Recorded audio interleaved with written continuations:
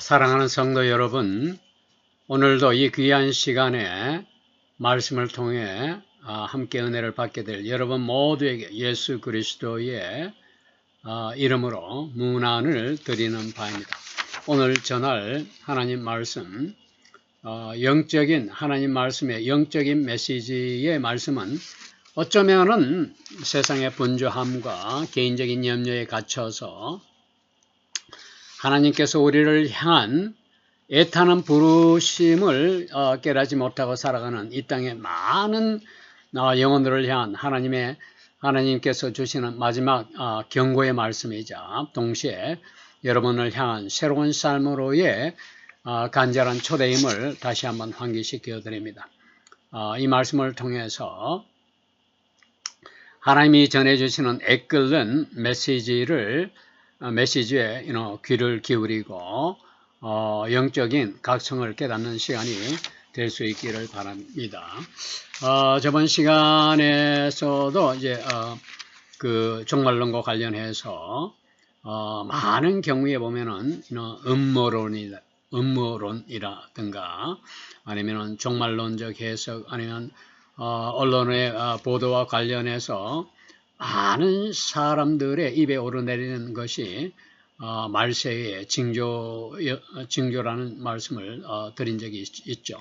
실제로는 교황이 한 발언들을 보면은 개신교에서는 교황이 한 발언 모두가 충격적인 선언으로 받아들여질 수밖에 없고 이것은 곧 종말의 징조와 밀접한 관련이 있다는 사실을 우리가 깨닫게 됩니다.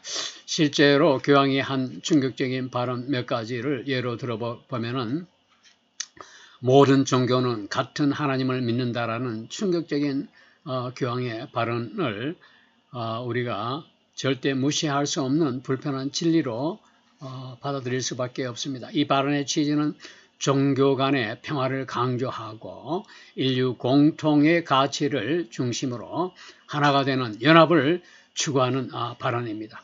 이는 종교다원주의를 수용하는 것으로 혼합주의와 더불어 기독교의 강한 반발을 불러일으키는 그런 발언이 아닐 수가 없습니다. 우리는 예수 그리스도만이 우리의 유일한 구원자이심을 믿기 때문에 이런 혼합주의와 원심하게 악한 영들의 미혹에 절대 속아 넘어갈 수가 없다는 것이죠. 그 다음에 또 무신론자들도 선하고 착하게 살면 구원을 받을 수 있다는 이런 교황의 발언입니다. 가슴을 치고 통탄하지 않을 수 없는 발언입니다. 교황은 선한 양심과 착한 행실을 강조하면서 예수 그리스도의 복음을 무시하는 발언을 서슴없이 이제까지 행해왔습니다. 이에 대해서 우리가 주목하지 않을 수가 없습니다. 또 더 나아가서는 동성 커플도 하나님의 자녀라고 옹호하면서 동성애를 지지하는 그런 아주 두렵고 무서운 그런 발언을 하고 있다는 사실을 주목해야 됩니다. 차별 반대를 외치고 인간의 존엄성을 외치지만은 그 배후에는 사악한 원심하기에 음모가 있다는 사실을 우리가 잊어서는 안 됩니다. 왜 이런 교황이 하는 발언들이 충격적으로 우리에게 들리게 되는지를 한번 생각해 보세요. 우리는 오직 예수 그리스도와 성경만을 믿고 의지하고 따르고 순종하는 믿음의 믿음의 사람들입니다. 또 종말론적인 기대감과 관련해서 종교통합이라든가 도덕적 상대주의라든가 교회의 타락은 곧 적그리스도의 전조로 보여지고 또 성경에서 그렇게 말씀하고 있는 것을 우리가 믿기 때문에 더욱더 그러하죠. 하나님이 오늘 우리에게 주시는 영적인 메시지 가운데서 우리가 생각해 봐야 될 것은 우리 주변을 둘러보면은 사람들이 갖고 있는 굉장히 초미의 관심이 되는 것은 바로 사람이죠. 사람 그 자체죠.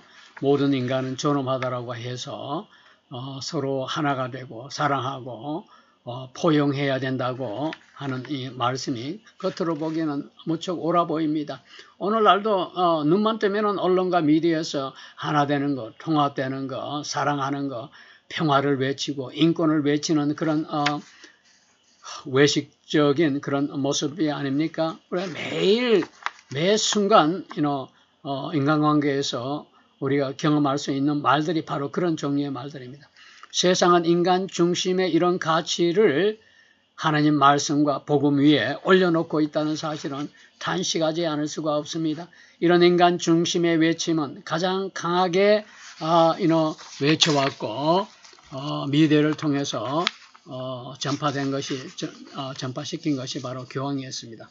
교황은 끊임없이 사랑과 평화와 인류애를 강조하고 외쳐왔습니다. 기후변화에 관한 대응이라든가 난민 보호라든가 경제 불평등 해소라든가 전쟁 반대를 외쳤습니다. 이는 모두가 하나님 말씀과 정반대되는 배후에 숨겨져 있는 미혹에서 온 발언이었습니다. 이 모든 메시지는 인간 중심의 정의와 평화를 추구하는 것처럼 보이지만은 실제 그 배후에는 원수마귀 사탄의 음모가 숨겨져 있다는 사실을 우리가 잊어서는 안 됩니다.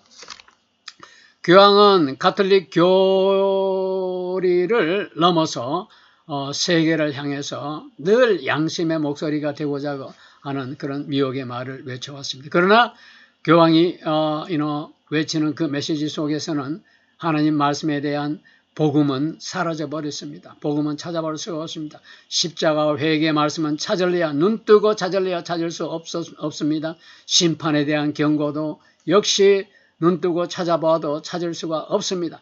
이 같은 복음의 본질을 왜곡하고 복음의 본질을 바깥으로 밀려버리는 대신에 사람이 중심이 되는 메시지를 통해서 지구촌이 먼저라는 왜곡되고 미혹되는 그런 말씀, 그리고 모든 종교가 다 평등하다는 이 미혹의 말씀들이 온 세상을 어지럽히고 있다는 사실을 우리가 경험하고 살고 있습니다.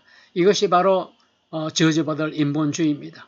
이는 사람을 중요시 여기는, 겉으로는 좋아 보이는 그런 선전에 불과한 것이죠. 하나님보다 사람을 더 중요하게 여길 때 그것은 복음을, 하나님 말씀과 복음을 무너뜨리기 위한 위험한, 아주 위험하고 심각한 신학이 되는 것입니다. 히브리서 4장 12절 말씀에서 보면은 하나님 말씀은 우리의 기분을 맞추어주는 그런 위로의 대상이 아니라 진리와 거짓을 명확하게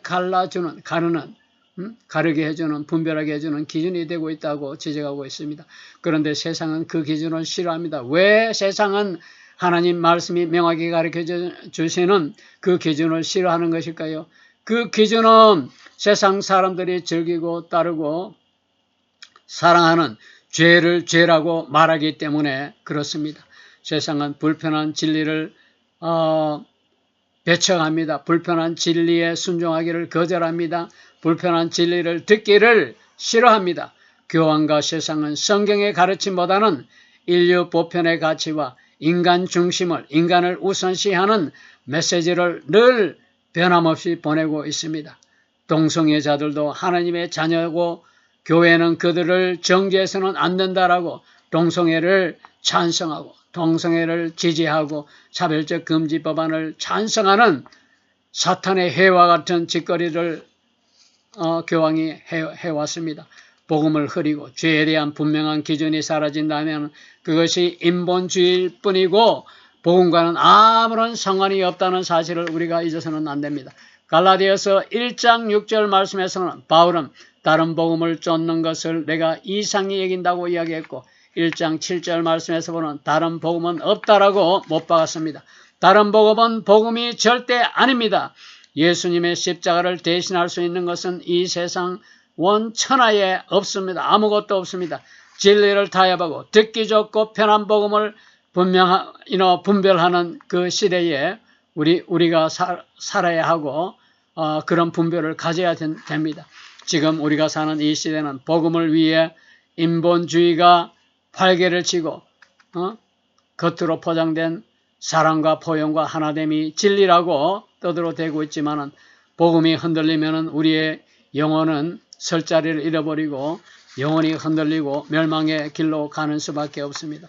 이를 우리가 마음속 깊이 새기고 되새겨야 될 것입니다. 우리가 사는 이 시대는 수많은 정보와 지식과 수많은 이념과 분쟁이 서로 얽히고 설켜서 우리의 모든 생각과 마음과 삶을 지배하고 있다는 사실을 우리가 경험하고 있습니다. 이러한 혼란 속에서 안타깝게도 하나님의 말씀은 점점 우리의 삶의 중심에서 밀려나고 바깥으로 밀려나고 있는 안타까운 현실을 경험하고 있습니다. 절대적 권위를 가진 교황의 말은 무슨 말이든지 교황은 오류가 없고 옳다라는 것이 가톨릭 교회의 교리임을 우리가 다시 한번 생각해 볼 때에 소름 끼치는 현상이 아닐 수가 없습니다. 가톨릭 교리를 보면 교황은 오류가 없다고 합니다. 교황이 하는 믿음의 말은 틀릴 수 없다고 하는 저주받을 소리를 외치고 있습니다. 하지만 이 말은 성경이 말하는 것과는 정면으로 부딪히고 충돌하고 성경이 말하는 것과는 전혀 다른 말입니다. 성경은 무엇보다도 우리 삶의 중심에 있는 것이고 최종적인 권위를 갖고 있으며 그 누구도 하나님 말씀 위에 설 수 없다고 분명히 지적하고 있습니다. 누구도 어떤 것도 하나님 말씀 위에 설 수 있는 것은 이 세상에 있을 수가 없습니다. 우리가 따르고 있는 것은 하나님의 말씀이지 교황이 하는 저주받을 말이 아닙니다. 목사의 말을 따르고 있는 것도 아닙니다. 교회가 하는 말을 따르고 있는 것도 아닙니다. 우리가 따르고 있는 것은 하나님의 말씀입니다. 여러분들은 세상의 말을 따르고 있는가요? 하나님 말씀을 따르고 있는가요? 생각해 보세요. 하나님 말씀은 세세토록 영원히 변치 않는 불변의 진리임을 우리가 깨달아야 됩니다. 디모데 후서 3장 16절 말씀을 찾아보았더니 모든 성경은 하나님의 감동으로 된 것으로 교훈과 책망과 바르게 함과 의로 교육하기에 유익하다라고 적고 있습니다. 성경은 우리를 바르게 세우는 기준이며 절대적인 기준이며 판단의 절대적인 근거가 된다는 사실을 우리가 절대 잊어서는 안 될 것입니다. 성경과 다른 말은 누구의 말이라도 받아들일 수가 없습니다. 교황이 하는 말도 절대 받아들일 수 없는 이유가 여기에 있다는 것입니다. 우리는 다원주의와 혼합주의와 종교통합주의와 인본주의 앞에서도 기록된 하나님의 말씀으로 돌아가서 조금 더 흔들림 없이 말씀을 붙들고 순종하는 삶을 살아야 할 것입니다. 이제는 사람의 말이 아닌 하나님의 말씀 위에선 믿음을 회복해야 될 때입니다.